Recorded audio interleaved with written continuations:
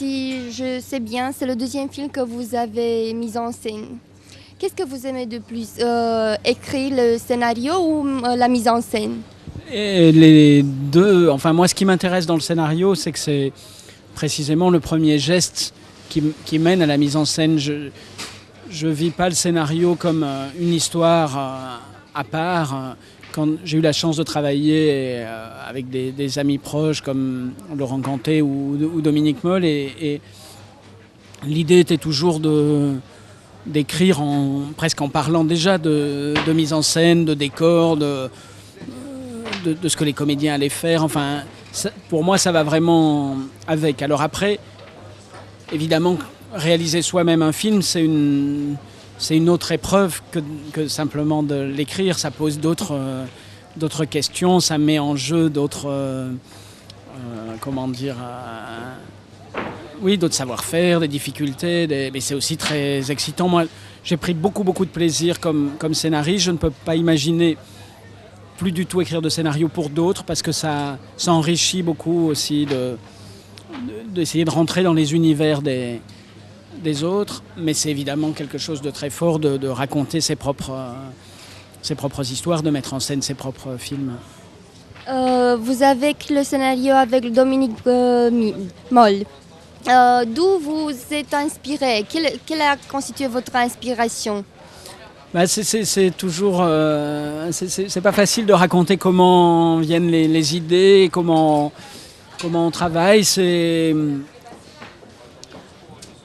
On se raconte une histoire à soi, et puis quand on commence à travailler, enfin quand j'avais moi commencé à écrire un peu des choses de mon côté, comme une petite nouvelle en quelque sorte, et puis après avec Dominique, c'est une espèce de ping-pong, on se renvoie la balle, voilà, et c'est assez amusant, c'est long, il y a des périodes où on est dans des doutes, mais c'est difficile de savoir comment les idées viennent. Des fois, il y a une évidence, on voit quelque chose, on se dit tiens, c'est peut-être le début de quelque chose, comme si on trouvait une graine par terre, et on se dit tiens, est-ce que ça pourrait devenir une plante, est-ce que ça va être une fleur ou un arbre, et le travail, c'est d'essayer de sentir quand on voit cette petite graine quelle forme ça va pouvoir prendre, et puis d'essayer de l'entretenir, de le faire croître.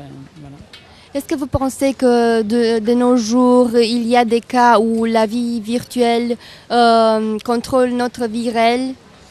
Je ne sais pas si la vie virtuelle contrôle nos vies réelles, mais elle en fait partie. Je pense pour beaucoup de gens, et évidemment beaucoup de gens jeunes, il y a quelque chose de ça en fait partie, c'est dans notre vie que ça se passe, donc ça a une importance. Je pense qu'il y a beaucoup de gens qui ont des amis virtuels, enfin qui ne se voient pas forcément dans la vie réelle, mais qui se parlent beaucoup sur Internet. Et je pense que c'est important, c'est une vraie modification. Ça peut faire peur ou impressionner des gens qui ne connaissent pas ça, mais après tout, si on était envoyé dans le passé et qu'on avait un téléphone portable et qu'on pouvait parler à des amis, des gens qui ne connaissent pas le téléphone penseraient que c'est de la magie ou de la sorcellerie. Il me paraît logique d'être comme ça un peu impressionné, voire inquiet du développement des nouvelles technologies, mais c'est aussi quelque chose qui montre simplement la force du cerveau humain, la capacité de s'affranchir aujourd'hui de la géographie, de pouvoir parler à des gens, rencontrer presque des gens qui sont pourtant loin, qu'on ne connaît pas, s'affranchir de son propre corps. Qu'est-ce que vous voulez que les gens comprennent de ce film? Quel serait le message? Je ne pense pas tellement en termes de message. Moi, ce qui m'intéresse, c'est de raconter une histoire, que les gens soient, comme on dit, embarqués, enfin de les entraîner. Moi, j'aimerais que les gens soient pour pour 1h40 de film avec le personnage de Gaspard et immergés comme ça dans sa tête, s'identifie à lui, voit ce qui lui arrive, soit étonné ou content qu'il lui arrive une chose, déçu qu'il lui en arrive une autre. Enfin, c'est plus d'essayer de créer comme ça une forme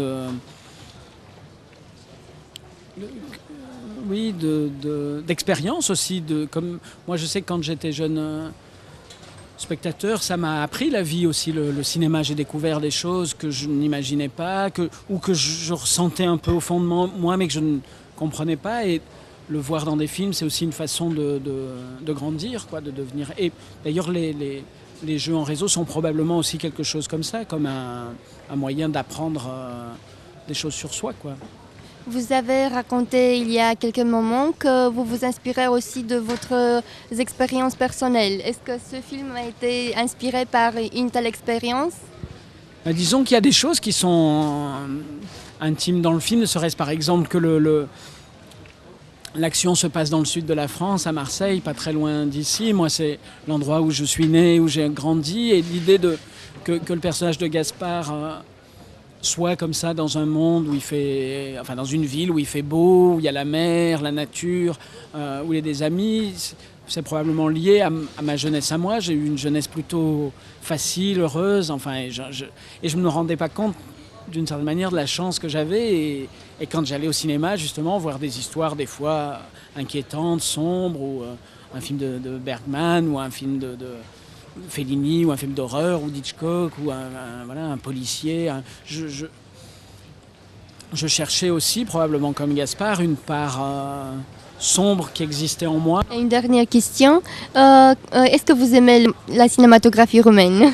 Alors pour tout dire, je connais pas tout, mais j'ai eu une expérience passionnante qui était d'être juré ici au Festival de Cannes à Un certain regard, l'année où la mort de Dante Lazarescu a été programmée. Et j'ai fait partie des jurés qui étaient très emballés par le film et qui ont tenu à lui donner le prix Un certain regard. Donc je regarde avec attention ce qu'on appelle la nouvelle vague roumaine et j'étais, entre bien sûr la Palme d'Or qu'il y a eu l'année d'après, c'est un cinéma qui est évidemment très vif et très riche.